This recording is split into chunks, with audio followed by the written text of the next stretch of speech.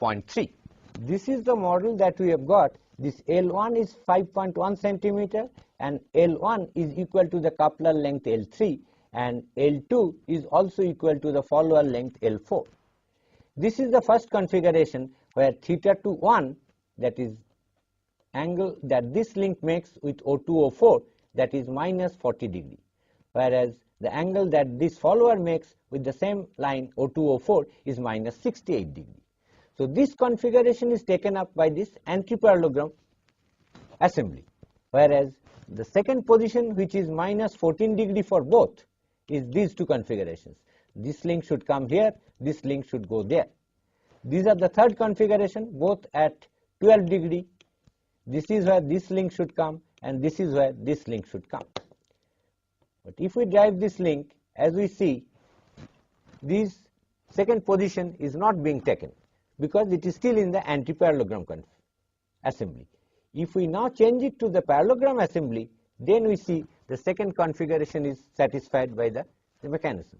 Same way, if we go to the third configuration, it is only the parallelogram configuration that will take the third configuration, but if it gets into antiparallelogram configuration, parallelogram configuration, then the first configuration is not satisfied for obvious reasons, because theta 2 and theta 4 are not equal. In this case, we have a transition linkage because L1 plus L2 is L3 plus L4. That sum of these two link lengths is same as the sum of these two link lengths. So we can go from this uncertain configuration either to parallelogram configuration or to antiparallelogram configuration. But as a mechanism, this will be useless because the switchover cannot take place as soon as it becomes a non-transitory Grashof linkage, and various configurations may be taken up by the different modes of assembly. That has to be checked after we get the design parameters, whether by graphical method or by analytical method in this graphical solution. This is the model that we get for the solution to this problem by graphical method. This is O2, this is O4. This is minus 48 degree and this is whatever O4 makes. We have got L2 as 6.4 centimeter and these are the other link lengths. This is the mechanism at the first configuration, satisfying. Now if we move this linkage, these are the desired second configuration which is being taken up by this linkage. These are the third desired configuration, but as we see, if we drive this linkage, when this link is occupying the third configuration, the red link is not occupying the desired third configuration. But if we continue to drive,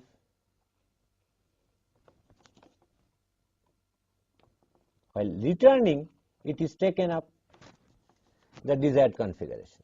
This link is along this line and this link is along this line.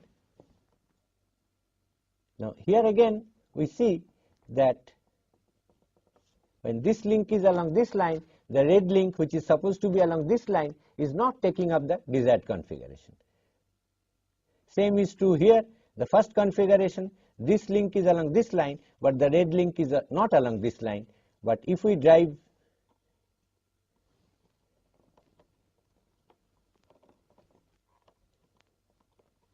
then during return it is taking up the desired configuration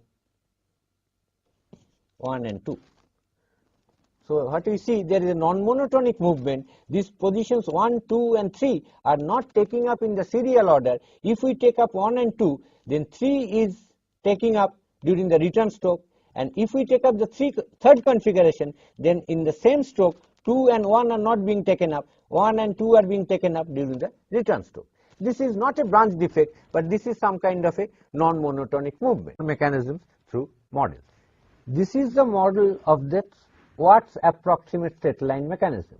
This is the point O2, this is the point O4, this is A, this is B, that is this is the coupler, and let us concentrate on this midpoint of the coupler.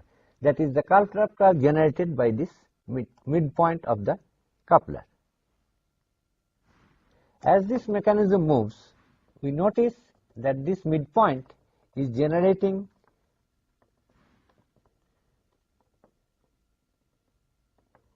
this figure of 8. And in this figure of 8, from here to there, it is a fairly good approximation of a straight line. This is the figure of 8 that is being generated, and from here to there, this portion is a very good approximation of a straight line. This is the Watt's approximate straight line mechanism, which, as I said earlier, James Watt used this particular point to guide the piston within the cylinder. This is the model of that Evans or Grashofer four-link mechanism which can generate an approximate straight line. This is the point O2, A, B, O4, and this coupler point C is taken on the extension of the line AB.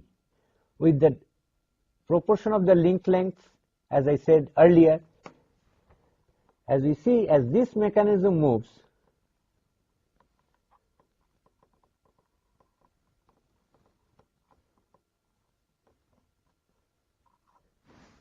this coupler point generates this figure of 8, in which from here to there, this portion is a very good approximation of a straight line. From here to there.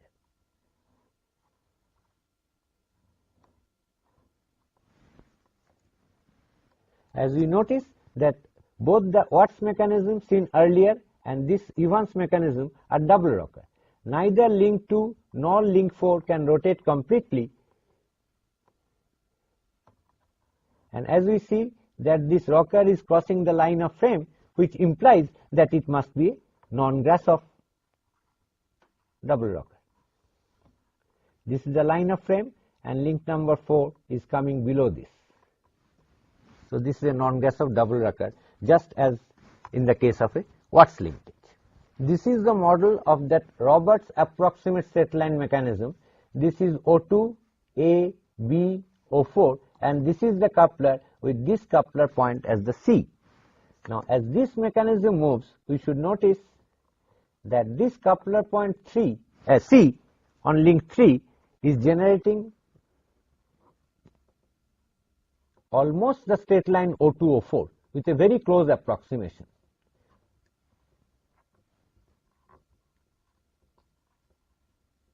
And here there is a cusp,